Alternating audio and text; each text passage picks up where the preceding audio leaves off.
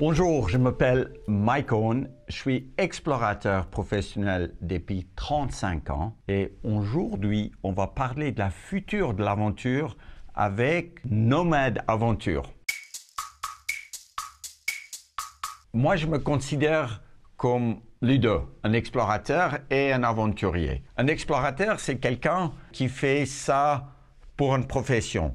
Il gagne sa vie avec ses exploits. Un aventurier, c'est quelqu'un qui a envie de faire une aventure peut-être pas trop loin de chez lui ou même loin de chez lui, au fur et à mesure qu'il accumule la connaissance et l'expérience. Moi, en étant explorateur professionnel, je fais des exploits qui n'ont jamais été faits par les gens et je fais ça pour gagner ma vie. Mais bien sûr, il y a encore les terres inexplorées aujourd'hui. Parce que la terre, dans ses extrêmes, où c'est dangereuse, les gens n'ont pas envie d'y aller là-bas. C'est pour ça, dans l'Amazone, loin des villages, il y a encore des coins, mais incroyables à explorer. Au fond de la mer, où personne ne peut aller, parce que c'est protégé par la nature, il y a des coins encore vierge. Au nord de la cercle arctique polaire, où il fait froid, où il y a des ours polaires et où on ne peut pas construire une habitation, oui, il y a des coins incroyables. Quand on arrive dans les montagnes, mais très escarpées, où l'accès est extrêmement difficile et long, il y a encore des super montagnes à gravir. Oui, pour moi, il y a encore beaucoup de choses à faire sur notre planète. Mais bien sûr, on va avoir des explorateurs dans 50 ans. Tout simplement parce que l'exploration ou la manière qu'on parte à l'aventure est en train de changer. On peut aller autour de chez nous et on peut accumuler une connaissance et une expérience qui va nous permettre de voyager un tout petit peu plus loin. L'exploration change aussi à travers de l'accès qu'on a aux informations. Et on vit aujourd'hui dans une époque, mais super pour explorer. On a tellement d'accès aux informations qui nous préparent de partir et de retrouver quelque chose qu'on a imaginé en fait de nos têtes. À l'époque, quand j'ai parti pour descendre l'Amazone à la nage, je n'ai pas eu l'accès à toutes les informations.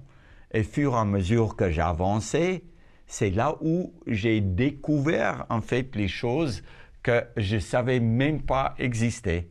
C'est pour ça qu'on va toujours découvrir des choses que nous, on ne savait pas que ça existait. Comme notre monde change très rapidement, et même le réchauffement de notre planète va nous permettre de découvrir les autres régions qui n'étaient pas accessibles et où c'était accessible, on ne peut plus aller, il y a un autre monde qui s'ouvre aujourd'hui. C'est l'espace, avec la savoir-faire, la connaissance, l'expérience et la technologie. On peut aller de plus en plus loin dans l'espace. Au fond de la mer, c'est un terrain complètement inexploré aujourd'hui.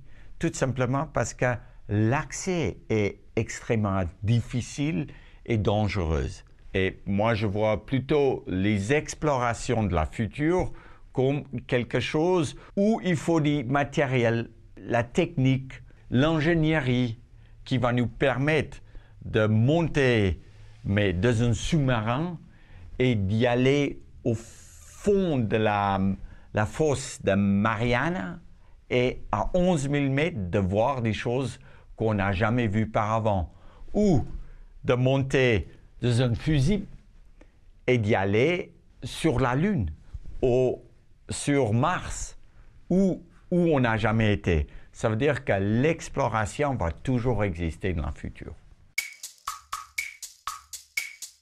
Après 35 d'exploration, c'est sûr qu'on voit notre monde changer. En 2006, quand j'étais les premières fois au pôle Nord, je mesurais la glace au pôle Nord parce que je faisais une piste d'atterrissage pour un Antonov russe. Et la glace faisait 2,50 m d'épais. En 2019, au pôle Nord, j'ai mesuré la glace. Et la glace faisait 8 cm d'épais. Il y a plus que 2,40 m de glace qui a disparu en 14 ans. J'ai vu la première attaque d'un grizzly sur un ours polaire. Un grizzly ne doit pas rentrer dans la région de l'Arctique, tout simplement parce qu'il ne doit pas trouver à manger là-bas. Mais parce qu'il fait de plus en plus chaud au nord de la cercle arctique polaire, les grizzlies, ils montent dans la région des ours polaires et il y a un conflit. L'ours polaire, normalement, il n'a jamais eu de problème de trouver à manger. Un ours polaire peut nager 100 km, mais la glace est à 150 à 200 km du continent autour de l'Arctique. Et la glace est trop loin. L'ours, il ne peut plus arriver sur la glace qui dérive sur la mer pour chasser. C'est pour ça qu'ils partent pour aller chasser parce qu'il a faim. Il rentre sans manger. Il se retrouve sur la plage faible. Et c'est là où, en fait, les grizzlies peuvent tuer les ours polaires. Aussi, de plus en plus d'ours polaires qui se retrouvent noyés. Tout simplement parce qu'aujourd'hui, dans l'Arctique où il y avait toujours la glace, il y a de l'eau. Et quand tu as des vents qui soufflent sur l'eau, ça forme des vagues. Et les ours polaires n'ont jamais nagé dans les vagues. Ces changements qu'on voit dans les régions arctiques est très visuel. On le voit, mais clairement. L'Amazone, c'est aussi un endroit qui change très rapidement. Parce que notre climat change rapidement. Il y a certainement des expéditions qu'on ne peut plus faire dans le futur, que j'ai fait dans mes passés comme un explorateur. On voit de plus en plus de tempêtes, de sécheresse. On voit aussi là où il faisait jamais chaud, que tout d'un coup, il fait 22 degrés. On voit de plus en plus des extrêmes. L'aventure ou l'exploration devient de plus en plus dangereuse parce qu'on ne peut plus calculer exactement à quelle période on doit être à certains endroits. Et ça, pour moi, c'est des changements que peut-être pas seulement l'homme a créés, mais qu'on est dans un cycle. Et cette cycle, on doit vivre avec. Et quand on part pour les aventures, c'est là où ça devient dangereux. Parce qu'on ne peut plus calculer exactement les temps qu'on va avoir ou la météo qu'on peut avoir à certains endroits, à certains moments de l'année. Oui, il y a un énorme changement que j'ai vu en 35 ans. À travers de tout ce que j'ai vu comme un explorateur, c'est important de partager tes expériences avec la jeune génération. Et on a tellement parlé de notre réchauffement, on a tellement essayé de faire peur aux gens que la jeunesse d'aujourd'hui, ils sont angoissés, qui ne sait plus dans quelle direction il doit aller parce que les informations qu'on leur donne créent tellement de confusion. Ils n'osent plus. Ils ne veulent même pas faire les enfants parce qu'on dit que tout est foutu demain. Moi, je vous donne un message d'espoir parce que si l'homme a créé ces problèmes, l'homme va certainement trouver des solutions pour arrêter ce réchauffement. Si on veut faire quelque chose pour sauver notre planète, on peut. En même temps, l'exploration qui commence autour de chez nous devient de plus en plus intéressant parce qu'on a toujours voulu voyager trop loin de la maison. Il faut commencer d'y aller autour de chez nous et de retrouver cet esprit de partir à l'aventure. Chacun veut tout de suite aller au sommet de Everest au lieu de grimper la petite sommet autour de chez eux où ils vont vivre exactement les mêmes sensations. Il n'y a pas de différence qu'on arrive à 8000 mètres ou à 5000 mètres. Ce qu'on vit, une émotion, qu'on vit une satisfaction, les récompenses est pareil. Mais au fur et à mesure qu'on a exploré autour de chez nous, c'est là où on va toujours vouloir avoir envie d'y aller plus loin. Chaque fois quand on satisfait notre besoin intellectuel, notre besoin physique, notre besoin émotionnel qu'on vive à travers les exploits qu'on fait, on va aller plus loin. Il ne faut pas brûler ces étapes. C'est pour ça que l'exploration va exister pour toujours. C'est juste le milieu qui va changer.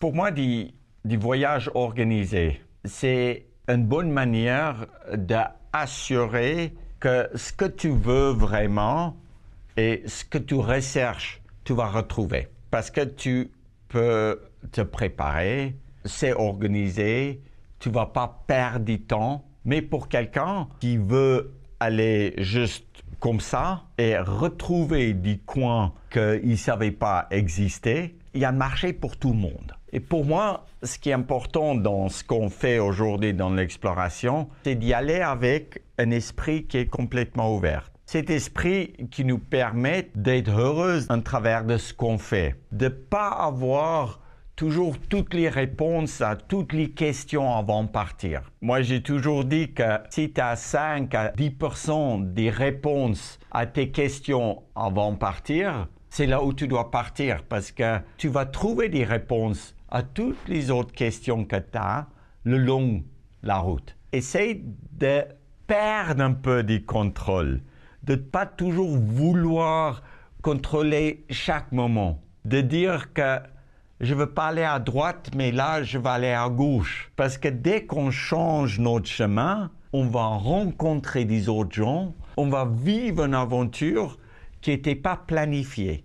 Et quand on garde cette liberté dans l'exploration ou quand on part l'aventure pour l'inconnu, c'est là où on découvre cette magie qui existe dans l'exploration. Cette magie, c'est ce qu'on ne sait pas.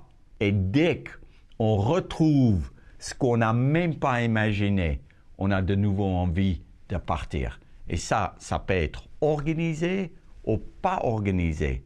Mais chaque voyage, on retrouve ce qu'on n'a jamais imaginé.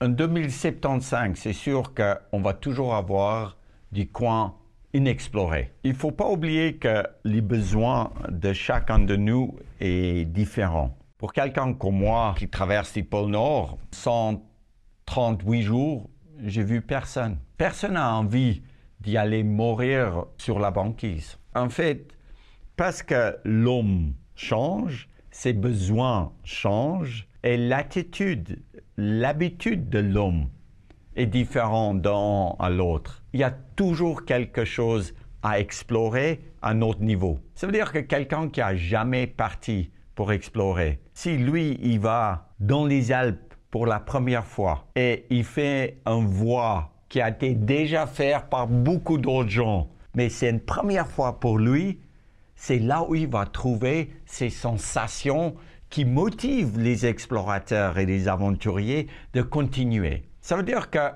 personnellement, l'exploration va exister pour toujours, tout simplement, parce qu'il y a quelque chose pour chacun de nous sur la planète qui va satisfaire nos besoins. Tout le monde ne veut pas aller traverser les pôles Nord, geler les doigts, se faire mordre par les serpents, parce que c'est trop difficile. L'exploration doit aussi avoir un aliment de plaisir. Et si on n'est pas bien préparé, c'est là où des accidents peuvent arriver.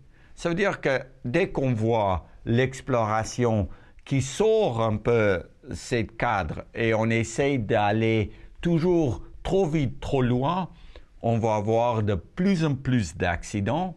Et quand on a ces accidents, ça fait peur aux gens. Et quand on a peur, ça protège des lieux qui ne sont pas encore accessibles. L'accessibilité, c'est d'abord le climat qui est rude. Après, c'est limité par notre connaissance et notre expérience. Après, aussi par la savoir-faire de quel équipement on doit prendre, comment on développe les matériels pour aller dans l'inconnu.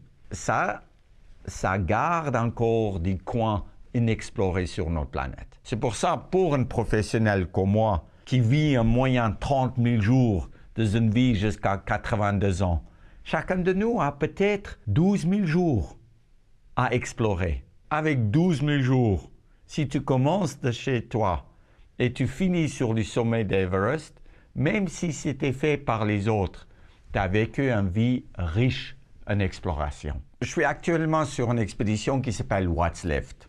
Et cette expédition revisite les endroits où j'ai déjà été. Et chaque fois, quand je retourne dans les endroits où j'ai déjà été, je trouve quelque chose d'autre. Ça, c'est l'exploration.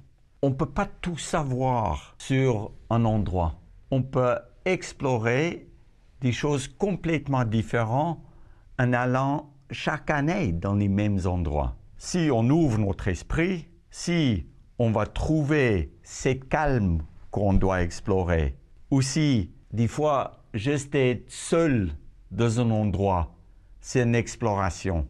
On le retrouve partout au monde. Même si on va 2, 3, 4, 5 fois aux mêmes endroits, l'exploration est toujours là. Si je dois donner un conseil aux explorateurs, aux aventuriers du futur, c'est que d'abord, il faut partir. Tu n'as pas besoin de tout savoir avant de partir. Beaucoup de réponses on trouve le long de la route. Ouvre l'esprit. Tout ce qu'on imagine, ce n'est pas nécessairement ce qu'on va trouver. Ce qu'on n'a pas imaginé devient plus important. Après, partage ça avec les gens de valeur. Ose partir un moment seul, parce que c'est là où on s'enrichit le mieux. Ose y aller où tu n'as jamais été à l'intérieur de toi. Seul, on retrouve des autres sensations qu'on ne retrouve pas toujours avec tout le monde. Continuez d'explorer et vous allez avoir une vie heureuse.